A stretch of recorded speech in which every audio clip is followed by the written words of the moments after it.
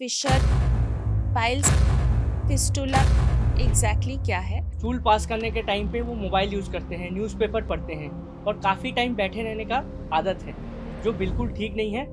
Bleeding होता है, pen होता है, स्वेलिंग होता है। पेशेंट डिफरेंशिएट कैसे करे उनको एग्जैक्टली क्या हुआ है? तो उसे हम पेशेंट को डिस्चार्ज या उस एरिया में रेकरेंट इन्फेक्शन हो रहा है, तो क्या ये एक फिस्टुला का साइन हो सकता है? बिल्कुल पाइल्स, फिशर या फिस्टुला के लिए लेजर सर्जरी अपनाता है, रेकमेंड करेंगे या नहीं इस चीज को? लेज़र सर्जरी पिछले 5 सालों में is a gold standard right now. कुछ प्रिवेंटिव मेजर्स शेयर करना चाहेंगे हमारे दर्शकों के साथ? 5 चीज़ों में वही है कि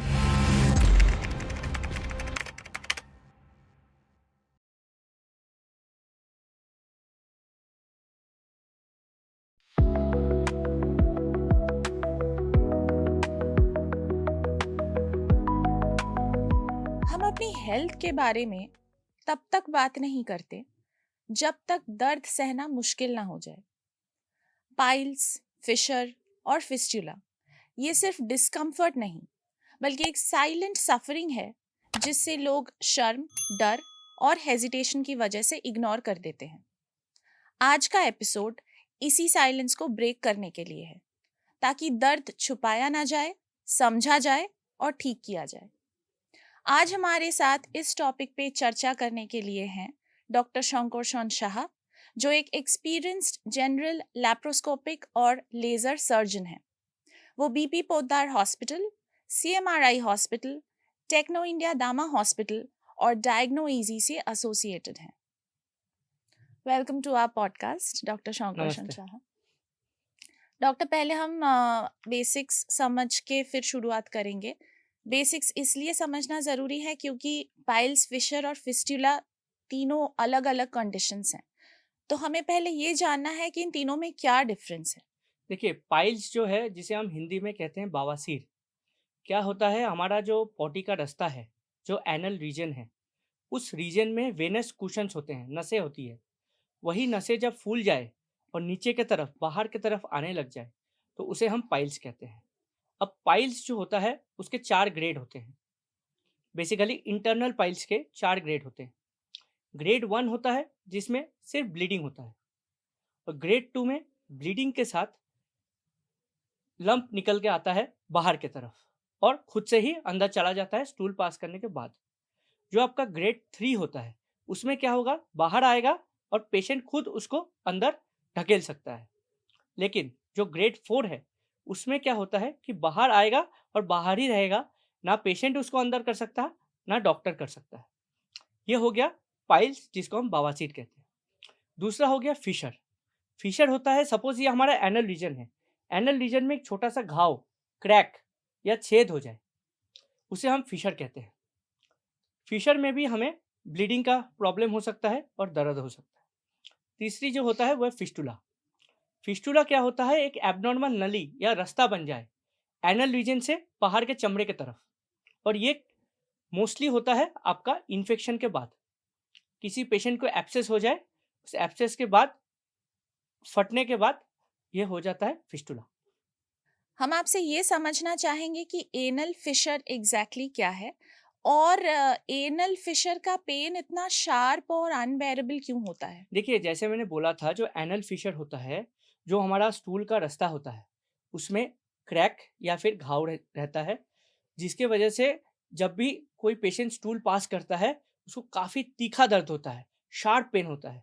इसका कारण ये है कि जो हमारा जो एनल रीजन के मसल्स हैं वो काफ़ी टाइट हो जाता है और वहाँ पे नर्व सप्लाई बहुत ज़्यादा होता है, जिसके वजह से इतनी ज़्यादा तीखा शार्प पेन होता है।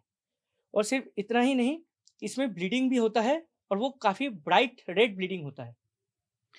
तो अगर सोचिए किसी को पहले एनल एब्सेस हो चुका है और उसके बाद उस पेशेंट को डिस्चार्ज या उस एरिया में रेकरेंट इन्फेक्शन हो रहा है, तो क्या ये एक फिस्टुला का साइन हो सकता है?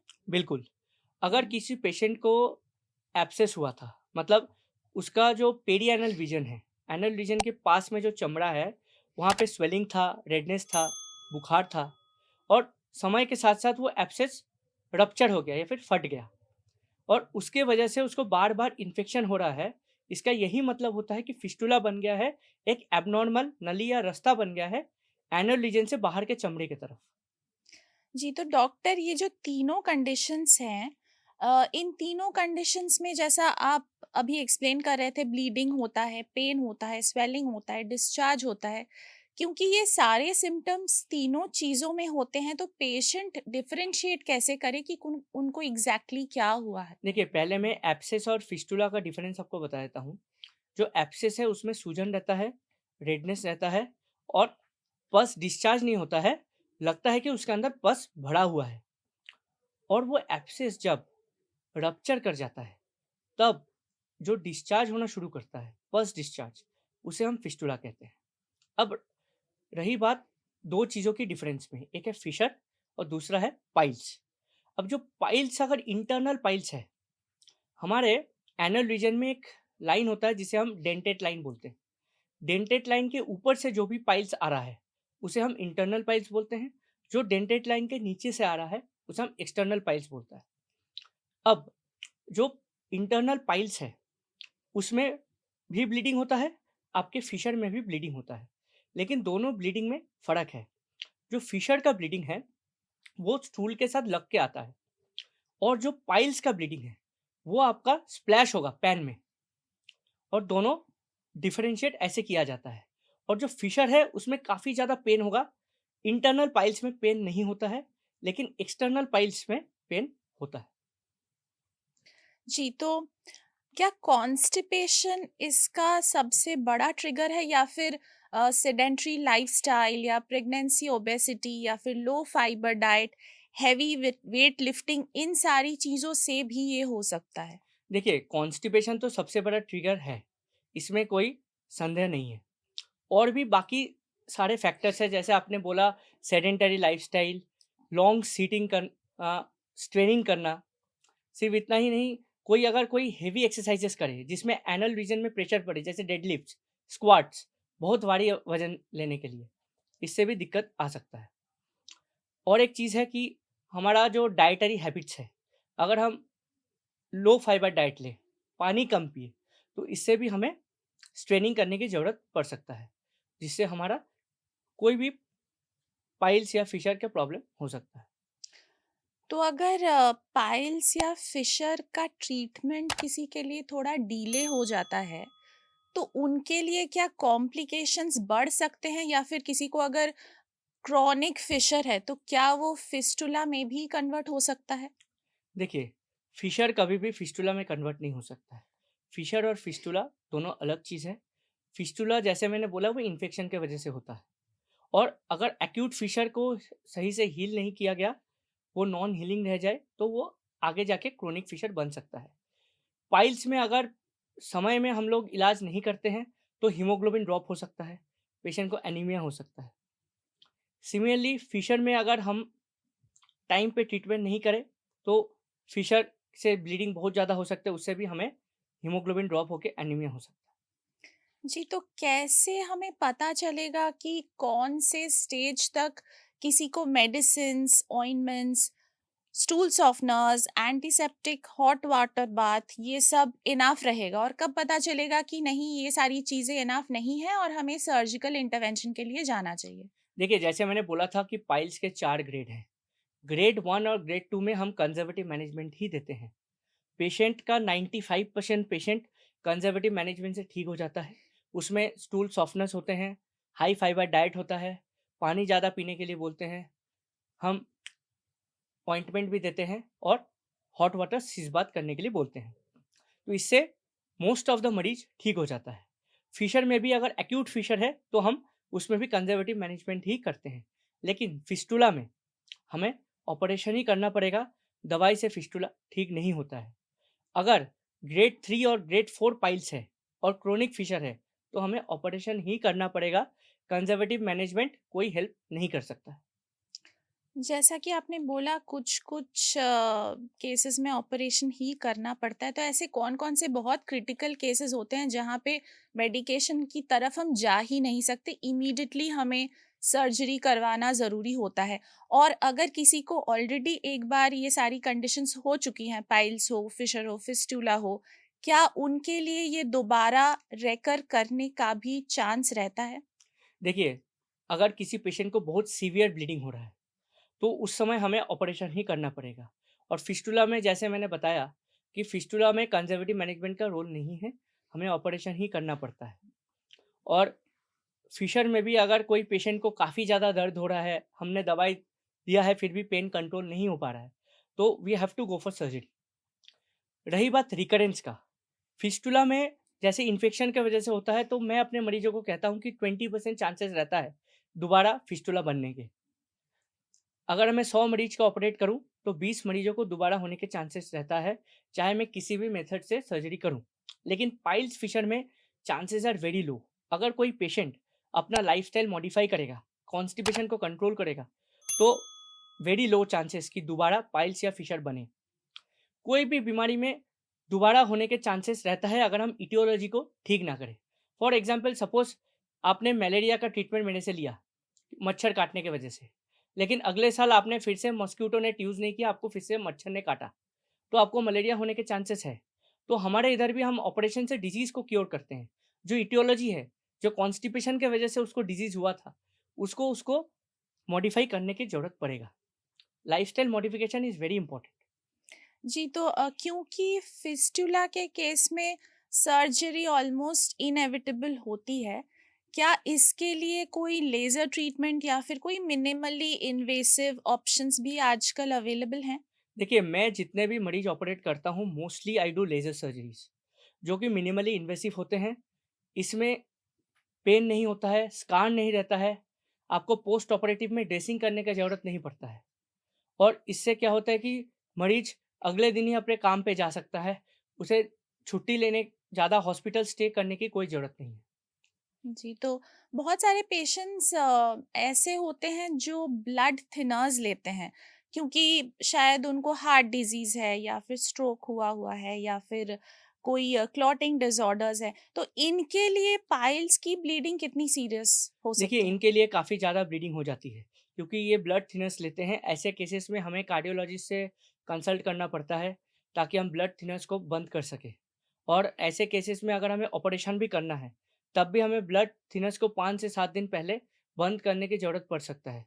तो ऐसे केसेस में हम जो ट्रीटमेंट करेंगे, उससे हमें कार्डियोलॉजिस्ट से डिस्कस करके ही हमें इलाज के लिए प्रोसीड करना पड़ता है।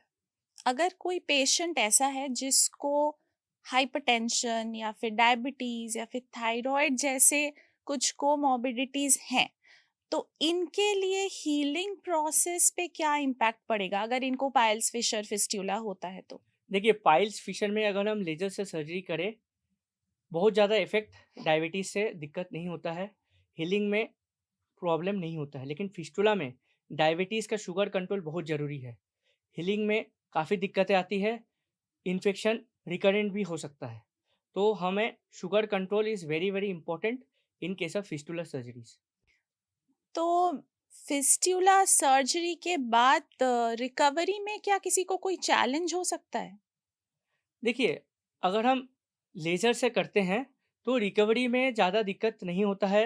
हमें कोई ड्रेसिंग करने की ज़रूरत नहीं पड़ता है। कभी-कभी अगर हम ओपन सर्जरी करें, तो जो घाव रहता है उसमें ड्रेसिंग करने की ज़रूरत पड़ता है, उसमें अराउंड 7 टू 10 डेज़ लगता है फिस्टुला के घाव से को भरने के लिए। सर, बहुत बार ऐसा देखा गया है कि जो लोगों को लिवर सिरोसिस है, उन लोगों को रेक्टल ब्लीडिंग भी होती है।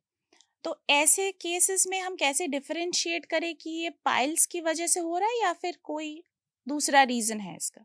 देखिए, जो लिवर सिरोसिस के पेशेंट हैं, उनमें पोर्टल हाइपरटेंशन होने के चांसेस रहते हैं। तो ऐसे मरीजों में रेक्टल वेरिसेस होते हैं, जो ब्लीड करते हैं। तो हर एक ब्लीडिंग पाइल्स की ब्लीडिंग नहीं होता है। ऐसे केसेस में हमें एंडोस्कोपी और कोलोनोस्कोपी करके देखने का ज़रूरत है कि ये पाइल्स का प्रॉब्लम है या फिर कोई और रीज़न से ब्लीडिंग हो रहा है। सर, आप थोड़ी देर पहले लाइफ़स्टाइल मैनेजमेंट के बारे में बात कर रहे थे, तो अगर कोई ऐसी छोटी-छोटी चीज़ें हैं जो डे टू डे लाइफ़ में कोई पेशेंट अपना सकता है चेंज कर सकता है अपनी लाइफस्टाइल में, या फिर कोई डाइटरी रेस्ट्रिक्शंस हैं जो फॉलो कर सकता है ताकि वो ये सारी कंडीशंस अवॉइड कर पाए, वो क्या रहेंगे? देखिए 5 चीज़ें हैं। पहला, 2.5 से 3 लीटर पानी हर दिन पीना है। दूसरा, हाई फाइबर डाइट, जैसे ग्रीन वेजिटेबल्स लेना है। मैं अपने मरीजों को बोलता हूँ कि दिन में 2 खीरा लेने के लिए, क्यूकम्बर, और दोपहर को लंच के साथ खट्टा दही।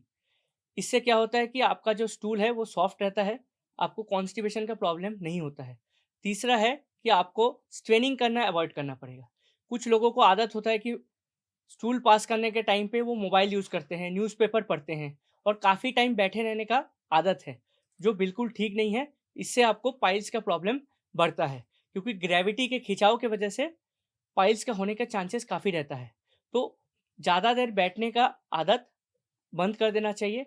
और लास्ट ये है कि आप लोग को कोई ऐसा एक्सरसाइज़ नहीं करना चाहिए जिससे आपका एनल रीजन में प्रेशर पड़े, जैसे deadlift, squats with heavy weights.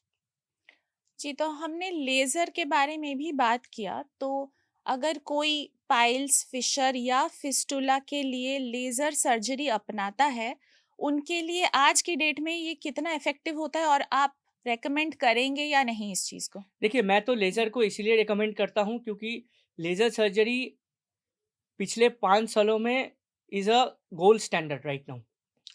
Piles और फिशर में पहले जब हम लोग कन्वेंशनल सर्जरीज़ करते थे, पेशेंट को इतना दर्द होता था पोस्ट ऑपरेटिव, बैठने में दिक्कत होता था। पेशेंट को काफ़ी दिन हॉस्पिटल में रहना पड़ता था।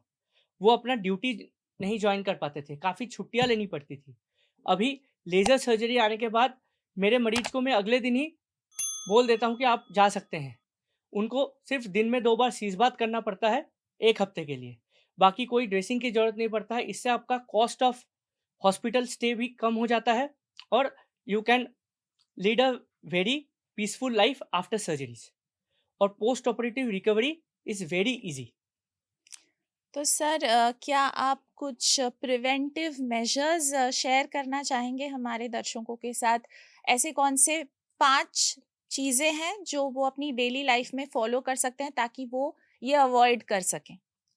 5 चीज़ों में वही है कि पानी ज़्यादा पीना है, 2.5 से 3 लीटर पानी पीना है, हाई फाइबर डाइट लेनी है, स्ट्रेनिंग को अवॉइड करना है, कॉन्स्टिपेशन को अवॉइड करना है और एक्सरसाइज़ेज़ को अवॉइड करना है जिससे एनल रीजन में प्रेशर पड़े। लास्टली सर, हम कुछ मिथ्स डिबंक करना चाहेंगे आपके साथ। पहला तो ये है कि स्पाइसी फूड खाने से पाइल्स होता है, क्या ये सच है? देखिए, ये मिथ है, डायरेक्टली इसका कोई कॉज़ नहीं है। सेकंड इज़ हर रेक्टल ब्लीडिंग पाइल्स ही होता है, क्या ये सच है? ये भी मिथ है, कैंसर भी हो सकता है, सॉलिटरी रेक्टल अल्सर भी हो सकता है, कभी-कभी ब्लीडिंग कहीं ऊपर से भी आ सकता है। अगर डार्क रेड ब्लड हो, तो चांसेस ज़्यादा होते हैं कि ऊपर कहीं से ब्लीडिंग हो रहा है। जी। तीसरा ये है कि सर्जरी के बाद वापस ये प्रॉब्लम आ जाती है, क्या ये सच है? देखिए, बहुत कम चांसेस है, पाइल्स और फिशर में बहुत कम चांसेस है कि दोबारा से आपका पाइल्स फिशर दोबारा से आ जाए। अगर लाइफ़स्टाइल मॉडिफ़िकेशन हो जाए, कॉन्स्टिपेशन कंट्रोल हो जाए, it's chances are very, very less for recurrence. Thank you doctor Shah, piles, fissure और फिस्टुला जैसे क्रिटिकल कंडीशंस को हमारे दर्शकों के सामने इतने सिंपल तरीके से पेश करने के लिए। दर्द को इग्नोर करना सिर्फ एम्बैरेसमेंट के लिए ये सही नहीं है। पाइल्स, फिशर और फिस्टुला जैसे इश्यूज शर्म की नहीं, अवेयरनेस और टाइमली ट्रीटमेंट की ज़रूरत रखते हैं। अगर आज की बात से आपको या आपके किसी अपने को मदद मिल सकती है, तो ये कॉन्वर्सेशन को शेयर ज़रूर कीजिए। खुलकर बात करें, सिम्टम्स को समझें और सेहत को प्रायोरिटी दें। Thank you, Dr. Shankarshan Shah, once again for being here on our podcast. To our viewers, अगर आपके कोई भी सजेशंस या सवाल है हमारे लिए, वो आप हमें लिखकर भेज सकते हैं। लिखने के लिए आप हमारे कमेंट बॉक्स में कमेंट कर सकते हैं या फिर आप हमें ईमेल भी कर सकते हैं to podcast@sastasundar.com.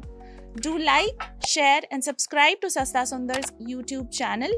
सस्ता सुंदर ऐप डाउनलोड करना बिल्कुल मत भूलिए, क्योंकि वहाँ आपको मिलते हैं 100% genuine medicines, 18% discount and a free home delivery. Thank you for watching our podcast. We will see you in our next one.